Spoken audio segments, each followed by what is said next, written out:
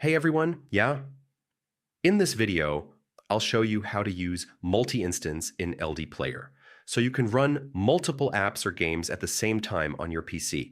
If you want smoother multitasking or, faster farming in games, this quick guide will help you set everything up step by step. First, open LDPlayer on your computer. Once it loads, look at the right side toolbar and find the multi-instance icon. It usually looks like stacked windows. Click that to open the multi-instance manager. Now click on New Instance.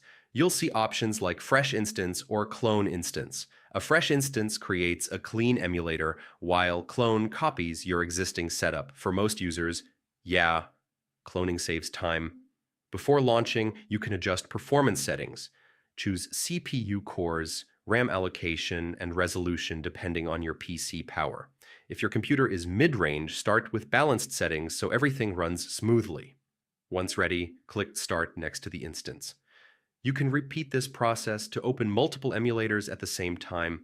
Each window works independently, so yeah, you can run different accounts or apps together. If you want to control all instances at once, open the Sync Operations feature.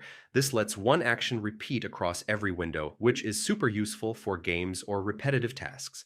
Quick tip, close unused background apps and lower graphics settings if you notice lag. Multi-instance uses more system resources, so small adjustments can make a big difference, And that's it. Now you know how to use multi-instance in LDPlayer to run multiple apps easily on your PC. Try different settings to find what works best for your system, and yeah, you'll be multitasking like a pro. Thanks for watching.